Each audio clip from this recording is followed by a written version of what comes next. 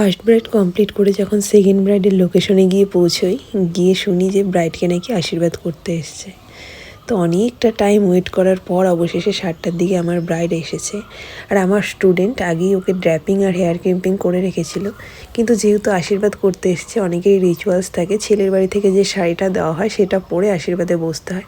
তো ওর সেরকমই হয়েছিল। ও আবার চেঞ্জ করে অন্য শাড়ি পরে আশীর্বাদে বসেছে। তারপর আসার পর আমি আবার সেকেন্ড টাইম ওকে ড্র্যাপিং করে মেকআপে বসি।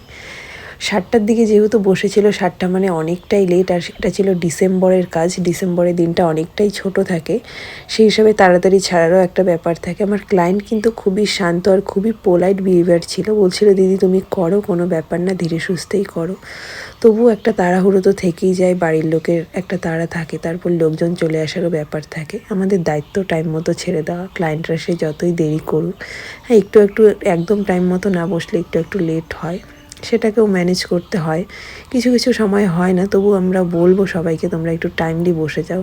অনেক ক্ষেত্রে আমাদেরও অনেক প্রবলেমের জন্য লেট হয়ে যায়, তবু আমরা চেষ্টা করি যথাসাধ্য সময়ে পৌঁছে যাওয়ার। তো দেখো, তোমরা মেকআপটাও দেখো, খুব একদম কম টাইমের মধ্যে করা হয়েছে এই লুকটা কেমন লাগছে জানিও। ক্লায়েন্ট একদম সাবেকি টাইপেরই একটা লুক চেয়েছিল, সেই হিসাবেই করা হয়েছে। বাকি আই মেকআপ ও কিছু বলেনি, তো হালকার মধ্যে সিম্পলের মধ্যেই আমি আমার চয়েস মতোই করেছি।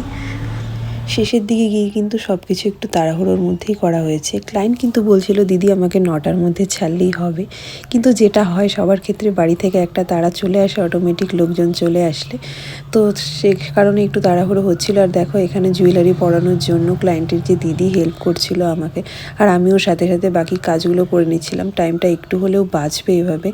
আর হেয়ারস্টাইলটা খুব তাড়াহুড়োর মধ্যে করা হয়েছে, একটু টাইম থাকলে হয়তো অনেকটাই বেটার হতো। একদম কম টাইমে হেয়ারস্টাইলটা আমি কমপ্লিট করেছি। আর দেখো, ফার্স্টেই তোমরা যে ভিডিও ক্লিপটা দেখেছিলে সেটা তাড়াহুড়োর কারণে ভুল হয়ে যায়। আমি ফার্স্টে কি টোপরটা সেট করে ফেলি, তারপর আমার টায়রার কথা মনে পড়ে। আর এটা সেট করতে গিয়ে যে কি নাজেহাল অবস্থা হয়েছিল, এখন যদি আমি টোপরটা খুলি আবার প্রবলেম হয়ে যাবে, সে কারণে আমি খুলিনি। এভাবেই আমি টায়রাটাকে সেট করেছি। এই তাড়াহুড়ো থাকলে যা হয়, একটা না একটা প্রবলেম ক্রিয়েট হয়েই যায় শেষে গিয়ে। তো যাই হোক, সবশেষে এই ক্লায়েন্টের হাসি আর ক্লায়েন্টের পছন্দর লুকস, এটাই হচ্ছে আসল ব্যাপার। তোমাদেরও কেমন লাগলো লুকসটা জানিও। টাইম থাকলে আরও বেটার হতো আশা করি। যাই হোক, আবার দেখা হবে নেক্সট ভিডিওতে। আজকের মতো টাটা।